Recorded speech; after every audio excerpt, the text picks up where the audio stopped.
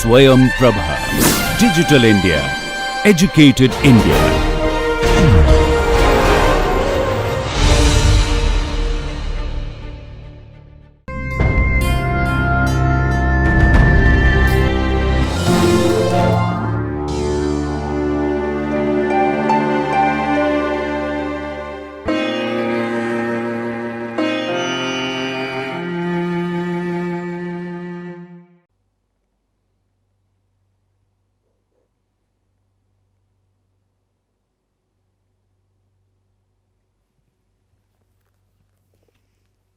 Good morning, sir. Good morning.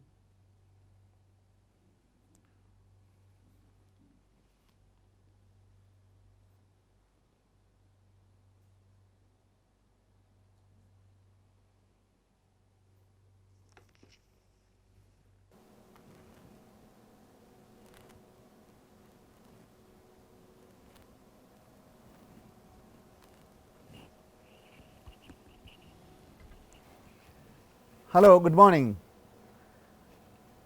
Did you notice how did I enter the classroom? If you carefully notice that the person who was entering the classroom, there were few important features. Number one, the person entering was very slow pace. Number two, his hands were like this. That is called a slowness of motion. Hands were rigid.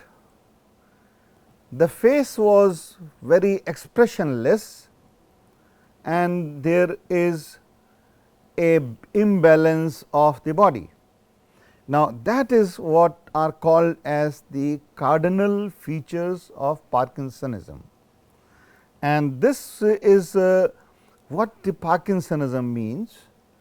The disease Parkinsonism is a neurological degenerative disorder, which means that the neurons in the brain, which are primarily dopaminergic in nature, they selectively gets degenerated, and there is a progression in degenerative process. This usually starts after 60 years of age and progresses beyond that. Therefore, this is called as a progressive neurodegenerative disorder. There are four cardinal signs of Parkinson's disease, which you might have seen. One is the muscle rigidity, and this muscle rigidity is also called as cogwheel rigidity. That means, if you put it like this, it is like a cog wheel, and this is the typical rigidity of Parkinsonism. When a person has any activity to be done, the action is usually slower than the normal, and if a person takes 5 minutes to come from the main entry to the podium instead of 30 seconds, this is called as a typical bradykinesia. There is also, when I am sitting here, there are tremors. It is not the tremor which you see in anxiety, it is not the tremor which you see in thyroid disease, it is the tremor which you see usually even in the resting stage. This tremor gets exaggerated when you become conscious of your disease or when you are tense. So, you see the patient of Parkinsonism has a small tremors all the time, but it may be exaggerated when there is a tension. There is also the fourth is the gait disturbance, and the simplest thing is when you draw a straight line, and if you see that the person is on the straight line, he walks not on the straight line, but he walks like this. He cannot follow the straight line, and that is called as a postural instability or the gait disturbance. Typically, if you crack a joke or if you become aggressive, there is no expression on the patient of Parkinsonism. That is why it is called as a mask like face. And in addition, the Parkinsonism patient also have anxiety, they also have a depression, they also have a forgetfulness, that is called as a cognitive impairment, and therefore, this is anxiety and Parkinsonism is overlap. The anxiety, Parkinsonism and depression overlaps. So, this indicates that many times the patient of Parkinsonism also get anti-anxiety drug, also get antidepressant drug, also may get anti-cognitive and or cognitive enhancement drug. That does not mean that they are primarily drug of Parkinsonism.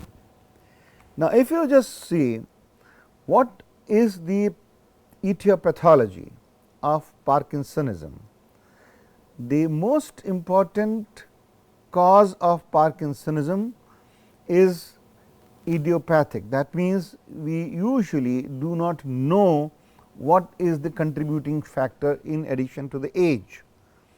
People have identified several environmental toxins, pesticides and other things which can gradually desensitize or degenerate the dopaminergic neuron.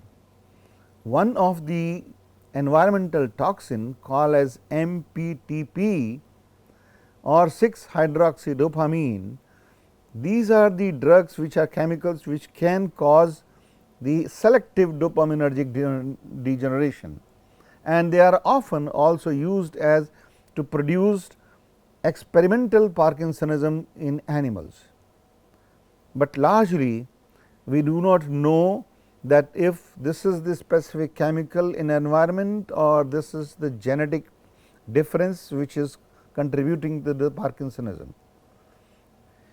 Many times after a stroke, ischemic stroke particularly, or sometime the hemorrhagic stroke, the post stroke sequelae also there is a dopaminergic neuron degeneration which leads to Parkinsonism like symptoms. The another group of agents which can cause Parkinsonism are the drugs which block the dopaminergic neuron for the immediately. This is the drug, this is the receptor, and this drug blocks the dopaminergic receptor, and therefore, this dopaminergic receptor blockade will cause temporary symptoms of Parkinsonism. This is also called as a Parkinsonism like syndrome, or this is also called as a extrapyramidal reaction of the drugs. This will naturally happen with all the drugs which have anti-dopaminergic property or dopamine receptor blocking action. And if you see the drugs which can cause that is the antipsychotic drugs. Haloperidol is commonly used antipsychotic drug, chlorpromazine which is widely used drug for vomiting in children, refractory vomiting, and also the commonly used antiemetic vomiting, metoclopramide. Metoclopramide is a drug which acts on by blocking the dopamine receptor on chemoreceptor trigger zone, and therefore, preventing the vomiting. But when this dopamine blockade also occurs in the brain, it causes the temporary symptoms of Parkinsonism, and that is called as a extrapyramidal reaction. And if you remember, that is why metoclopramide is nowadays less preferred than domperidone, which does not cross the blood brain barrier, and therefore, you do not get the Parkinson's like syndrome side effect. If you just compare these two pictures here, this is the substantia nigra, and in this substantia nigra you see that this is a pigmented substantia nigra. This is a dopaminergic neuron which has been shown here, and this dopaminergic neurons, if you see here, this is a diminished in substantia nigra. Now, usually the dopaminergic neurons, as with other neurons also, they get decreased over a period of time, but when the dopaminergic neurons are reduced in number, functional dopaminergic neurons decreases more than 70 to 80%, only then symptoms appear. Before that, that means the dopaminergic degeneration, the neurodegeneration starts much earlier, but the symptoms appear much later, and because the other dopaminergic neurons take care of that. Now, this is the, if you just see the broad pathophysiology, this is a dopaminergic neuron and this has an inhibitory influence of cholinergic neuron. So, this is the dopaminergic neuron, this is the cholinergic transmission, and this has a inhibitory influence on this, and when there is a Parkinsonism, the dopaminergic neuron decreases, and therefore, the influence, inhibitory influence on then as this cholinergic system increases and this goes up. So, what you finally see that dopaminergic neuron and cholinergic transmission imbalance, whereas the dopaminergic transmission decreases and also there is a relative increase in cholinergic transmission. Therefore, if you just see how the strategy would be, the strategy of treatment would be that to correct this imbalance, that means decreased dopaminergic activity, your approach is to increase the dopaminergic activity, the increased cholinergic activity because of relative lack of inhibition to reduce the cholinergic activity. So, two approaches, one is decreasing dopaminergic activity, the other is decreasing cholinergic activity, and the third approach is that you approach both together in some patient, increasing dopaminergic activity and reducing cholinergic activity. Now, this is the goal, increase dopaminergic activity. And how can you increase dopaminergic activity? You can give any intervention which will increase synthesis, which will reduce the degradation, that is a metabolism, which will increase the decrease the reuptake process, that means the more of dopamine remain in the synaptic cleft, or you give from outside the drugs which act on the dopaminergic receptor. On the other hand, the strategy to reduce cholinergic transmission would be to give specific anticholinergic drugs which will act on the brain, not act on the periphery, but act less on the periphery and reduce the cholinergic transmission. Some symptoms like rigidity and bradycardia or bradykinesia, these two symptoms respond better to anticholinergic drugs, and other symptoms respond better to dopaminergic enhancing mechanism. Now, this is if you just see a summary, a simplified diagram of a dopaminergic nerve terminal, there is three important things you see. One is the mechanism of how dopamine is released in the synaptic clef. From tyrosine, there is a converted by tyrosine hydroxylase to L-dopa, and L-dopa is converted to dopamine by dopa decarboxylase enzyme, and this dopamine is now stored into vesicles in the presynaptic nerve terminal, and then this vesicle is ruptured, and by exocytosis this is released as a neurotransmitter in dopaminergic nerve terminal. After this release, this acts on the postsynaptic receptor, which are ion channel, and this postsynaptic receptors are either D2 receptor primarily in Parkinsonism or D1 receptor also, and then this causes all action. Now, this released dopamine can also go up back to the neuron, and this is called as an uptake mechanism. This released dopamine also gets metabolized extraneuronally, if you just see this, into the liver primarily by an enzyme, and there are a specific enzyme. For example, the extraneuronal metabolism is primarily by catecholamine O methyl transferase called as COMT, and when it goes inside the neuron, it is primarily metabolized by enzyme called as monoamine oxidase. Now, monoamine oxidase are primarily of two types, which is called as a MAO-A, which is mainly seen in alimentary canal, and MAO-B, which is primarily predominantly present in the brain. And just for the remembering sake, you can say B for brain, and MAO-B is more predominantly present in brain. Now, if you look for what could be the strategy of treatment for enhancing the dopaminergic transmission, could be A, you increase the dopamine concentration.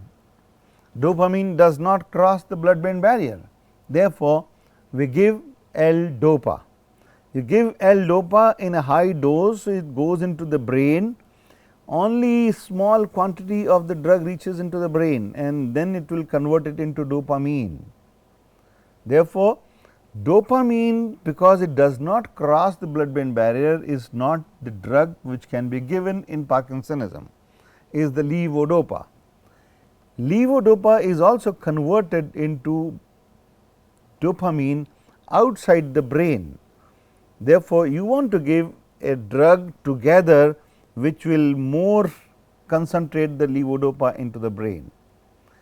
The second approach would be that you give the drug which reduces the monoamine oxidase enzyme, so that the destruction or the metabolism of dopamine becomes less, and that is called as monoamine oxidase inhibitors. And in this particularly, MAO or monoamine oxidase B inhibitor are used. The third approach could be that you also give COMT inhibitor, which will also reduce the metabolism, peripheral metabolism of dopamine, therefore, increasing the amount of dopamine present here.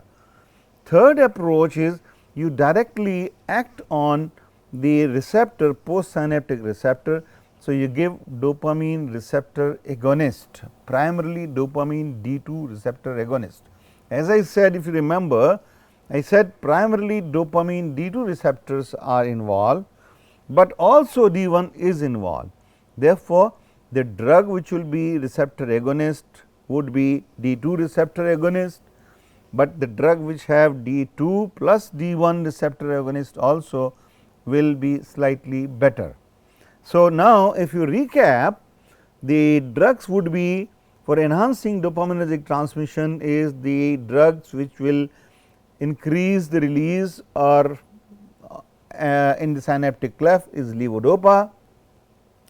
B, the drug which will reduce the metabolism, that is intraneuronal mechanism, monoamine oxidase B inhibitor.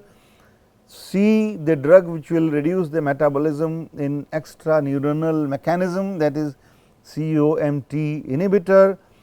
D, the dopamine receptor agonist acting at the postsynaptic D2 and D1 receptor, and 5, the drugs which will shift the dopamine L-dopa into the brain, that is the carbidopa, and that is what the strategy we apply.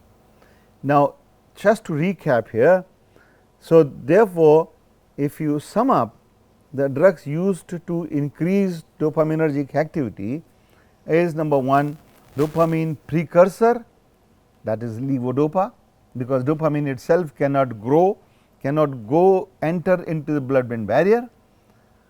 Dopamine agonist, these are the two type of dopamine agonist, ergot alkaloids, bromocryptin, and the another one is pergolide. Number 2, there are non-ergot also, like apomorphine. Apomorphine is one of the most powerful dopamine receptor agonist, but it is not used much clinically, because it stimulates dopamine receptors at chemoreceptor trigger zone, therefore, it causes vomiting. So, apomorphine is most of the time used as a drug given to use vomiting in poisoning cases. You must remember therefore, that apomorphine will only be used in severe cases of Parkinsonism, where immediate relief is required, and it can be given subcutaneously, but it is not given routinely for long duration. The other drug is monoamine oxidase B inhibitor, and these drugs selagelene and rasagelene. Now, this has an advantage, because when the dopamine is metabolized to by monoamine oxidase inhibitor, it causes release of free radical. Also, when levodopa is converted into dopamine, it also causes release of free radical. That means, the free radicals are released at 2 stages. One is when the dopamine is synthesized from precursor, the other is when it is metabolized by metabolizing enzyme. And with that logic, a drug which has an additive antioxidant property will be useful, and fortunately, MAO-B inhibitors selagelene and rasagelene both have significant antioxidant property, and that is why they have been used. COMT inhibitors, as I said, for preventing extra neuronal metabolism of dopamine, are entacapone and tolcapone. These are the two used drugs, and this mechanism is less important than the other. Therefore, these drugs are not primary line of treatment, but are often supplemented with other drugs. Increase in dopamine release from the transmitter, and this drug is amantadine, and this is again a primarily antiviral drug, but it is also been found to be effective in release of dopamine.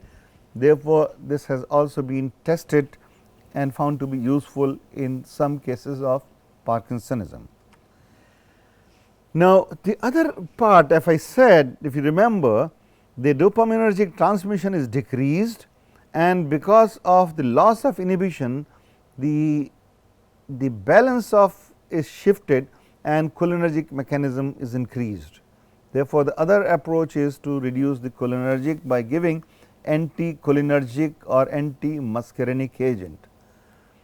There are anti-muscarinic agents are several, starting from atropine, hometropine, like that, but in this case we use anticholinergic drugs primarily which do not have much action on the periphery, but will have action mainly on the brain, and these are trihexyphenidyl and benztropine. So, these are the two drugs which are primarily used in Parkinsonism.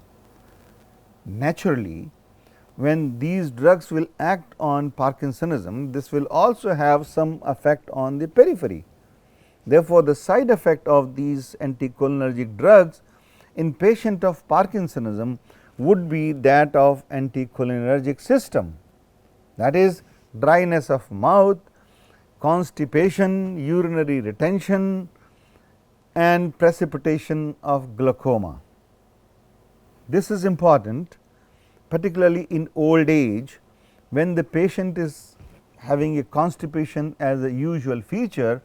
Therefore, when you are prescribing anticholinergic drugs to a patient of elderly patient of Parkinsonism, you must ensure that there is an adequate amount of water intake, which will partly relieve this side effect of constipation. You must also see that this is given at a time that urinary retention is a possibility. Therefore, you must ensure that he passes urine. You must not give this to any patient who has history of glaucoma, because anticholinergic drugs are known to precipitate glaucoma. This may also cause dryness of mouth, and the patient may come with a complaint that his mouth is always dry, and therefore, you must pre-warn the patient that dryness of mouth may happen with these drugs. Nothing to worry about it. Take sips of water and have a frequent water intake. Now, we just talk about the levodopa, which is the mainstay of Parkinson's treatment. It is a dopamine precursor, and it is decarboxylated from levodopa to dopamine, and this enters via L amino acid transporter. When you use transporter, that means this is an active transport into the brain. It is not a passive diffusion, and that is why you sometimes get a higher concentration in brain. And what is the mechanism of action of this? Is that it stimulates dopamine receptor and also may stimulate dopamine D1 receptor.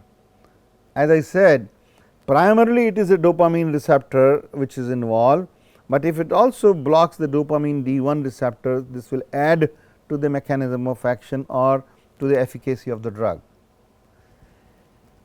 When you are giving levodopa to a patient, you must carefully warn him that it should be taken 30 to 60 minutes before meals. This is one of the uncommon example where the drug is more effective when you take before meal.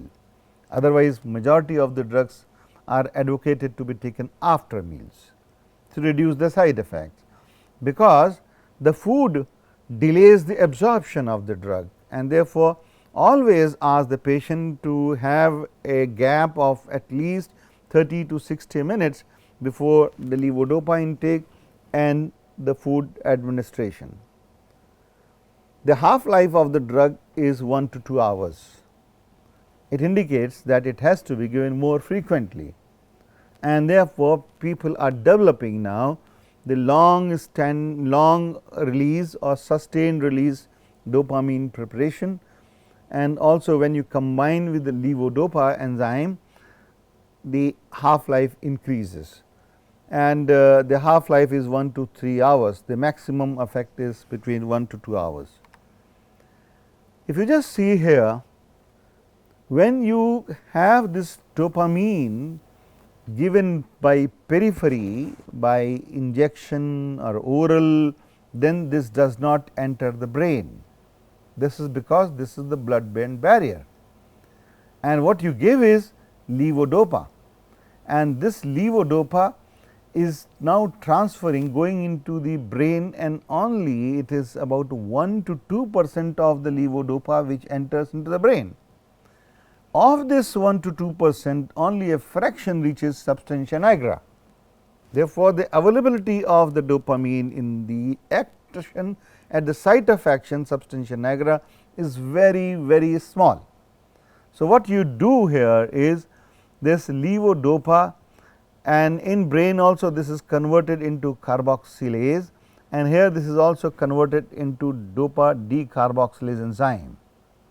So, what we do here is only 1 to 3% of levodopa enters brain if given alone, and now if we and this high degree of dopamine present in the periphery, it will cause the side effect, and the side effect because of dopamine would be it may cause nausea, vomiting, because it will stimulate the chemoreceptor trigger zone.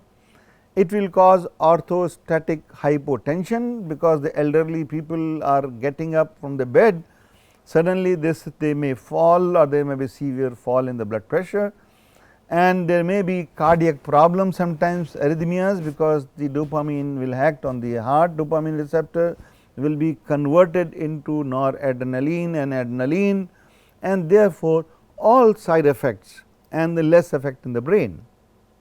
So, what you do? You now want to reduce the dopamine in the periphery, transfer it more to the brain, and this can be done by in reducing the dopa decarboxylase in the periphery. That is called as action of carbidopa or peripheral dopa decarboxylase inhibitor, and that is how you increase the concentration of levodopa into the brain. And in practice, levodopa is always combined into carbidopa with carbidopa in a fixed proportion. Therefore, levodopa and carbidopa are most of the time are available as fixed dose combination in a specific ratio, usually 1:10 ratio, and they are never carbidopa is pharmacologically otherwise inert. It is the dopamine increasing mechanism. Adverse effect of levodopa is if there is an overcorrection of the dopaminergic mechanism, you may get involuntary writhing movement. Again, this was a movement disorder, Parkinsonism, and now we have overcorrected it, therefore, you may get the writhing movement, and within 2 years of levodopa. Chorioathetosis of face and maybe distal extremities, and these are dose dependent phenomena. The increasing dose, usually patient of Parkinsonism is started with the lowest dose, and the dose is titrated upwards till the symptoms improve, and there is a maximum dose of levodopa carbidopa is when the patient reaches at a level where he feels adverse effects. Very significant and very distinct feature of levodopa therapy is wearing off phenomena, and this appears at that means I am giving a person of Parkinsonism levodopa treatment with carbidopa, and after few days, sometimes weeks and sometimes months, the patient does not respond and patient's symptoms appear. This is because your dopaminergic receptors are already 80% lost.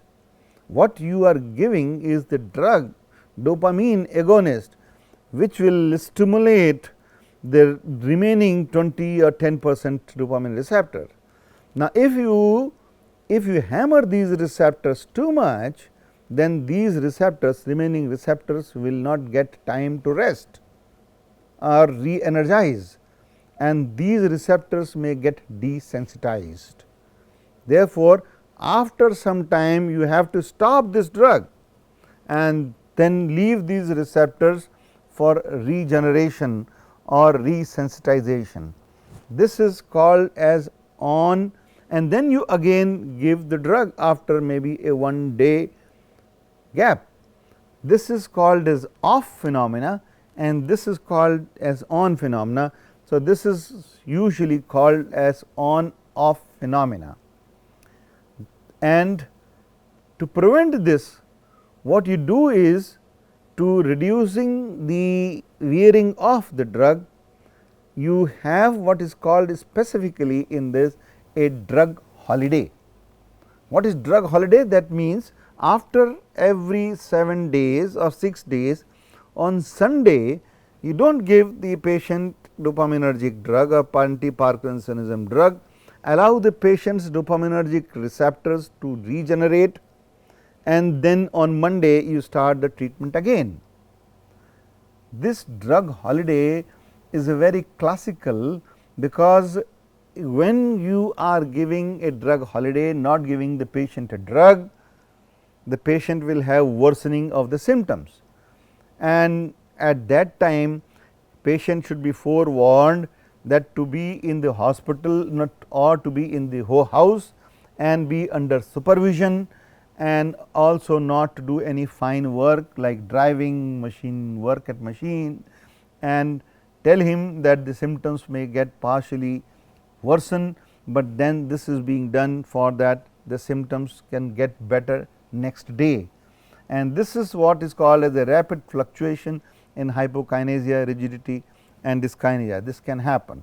This is called as on off phenomena in Parkinsonism. The side effect, because the sum of the dopamine will act on the chemoreceptor trigger zone, D2 receptor will cause nausea and anorexia. If there is a vomiting, never give anti-dopaminergic drug as antiemetic, because then it will also counter the dopaminergic benefit. So, in such case the vomiting induced by levodopa should be treated with not anti-dopaminergic drug, by anticholinergic drugs. Hypotension can happen particularly in elderly population, because the autonomic nervous system is not that strong. So, one has to be careful. Sometimes because of overcorrection there may be symptoms of agitation, delusion, hallucination, or what we call as a schizophrenic symptoms. In that case one should correlate that is it because of the drug or is it because of the overcorrection, and that is the time when the titration of the dose is required. Certain drugs should not be given or should be given with caution. Vitamin B6, because this is a cofactor, monoamine oxidase inhibitors, if they are getting monoamine oxidase inhibitor which act on the periphery also and not on the brain, then this may have an interaction. Dopaminergic drug should not be given if the patient has psychosis, because the dopaminergic system is involved in the behavioral alteration. Active peptic ulcer or melanoma, because sometimes bleeding has been reported in that. The other group is dopamine receptor agonist, action through postsynaptic D2 receptors, and this is the first line of treatment usually, and preferably this is in younger patient, because there are the receptors are still very much intact and you get less symptomatic relief than levodopa, but have lesser incidence of fluctuations in dyskinesia. Duration of action is longer than levodopa, that is why sometimes they are preferred, and more CNS side effects than levodopa, because they are primarily acting on the brain. Now, these are bromocriptine is the one drug which is commonly used, which is a dopamine D2 receptor agonist, is not used in fact, because this has other side effects on lactation. Pergolide is a D1 and D2 receptor agonist, but this has also associated with valvular heart disease and not much used. Pramipexole is a preferential activity on D3 receptor family, in addition to its mechanism on dopamine receptor. This also scavenges the oxygen free radical release, and I said the free radicals is important during conversion from levodopa to dopamine and also during metabolism of dopamine, and therefore, this has a neuroprotective additional mechanism. Ropinirole, which is a dopamine agonist, is also another drug, and rotigotine is available as a skin patch. The new development in Parkinsonism treatment is having a skin or transdermal patch of rotigotine, which will release gradually the dopamine agonist and will have a controlled mechanism. All these dopamine agonists will have GI side effect, nausea and vomiting, cardiovascular because of the postural hypotension, dyskinesia, hallucination, confusion, and they are also contraindicated in psychotic illness, recent myocardial infarction, acute peptic ulceration, peripheral vascular disease. And if you just see, these are all side effects which are related to catecholamine and in the heart or in the brain, like that. Apomorphine, as I mentioned, is not so commonly used as a regular Parkinsonism, but it is used as a subcutaneous injection and is used primarily an acute intermittent off episodic phenomena. When you are giving patient a drug holiday and the patient is not tolerating the symptoms which reappear, then to immediately control you give apomorphine, but apomorphine is primarily not a drug for regular use. Selective monoamine oxidase B inhibitor, as I mentioned, inhibits dopamine breakdown in the brain and used as an adjuvant therapy to levodopa, and this causes irreversible inhibition of monoamine oxidase B inhibitor. And the drugs, as I mentioned earlier, selagelene and rasagelene, and another drug which is not yet available in India is safenamide, and they are not preferred because of the drug interaction. They have monoamine oxidase inhibitors, particularly when they act on monoamine A also, then this can cause hypertension or hypertensive episodes. That is why it should be selective preferential monoamine oxidase B inhibitors. They may cause serotonin syndrome also, causing stupor, rigidity, agitation, hyperthermia. This is known to be seen when administered with morphine or opioid like drugs, particularly with severe pain. Tricyclic antidepressant and SSRIs, because both tricyclic antidepressant and SSRIs are quite often given in patient of Parkinsonism, because they have also associated depression, and that is why this should be careful. If you remember, the other mechanism was to give catecholamine O methyl transferase inhibitors, and if you just see that there are two drugs, one is entacapone, which inhibits the COMT in periphery conversion.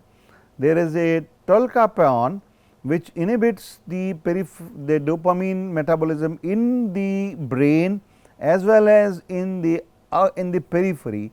Therefore, tolcapone has a peripheral action as well as central action and is more potent, but the only problem with tolcapone that this can cause hepatic toxicity. Therefore, entacapone is more preferred, though it is less efficacious than tolcapone. The another approach of the treatment is to give anticholinergic drugs, and the mechanism of action, because the cholinergic mechanism is enhanced, you block this in the corpus stratum, and may primarily this improves the rigidity and but has little effect on bradykinesia. So, if you just see, rigidity and bradykinesia is also important. Also, one of the important feature of Parkinsonism is called as a micrographia.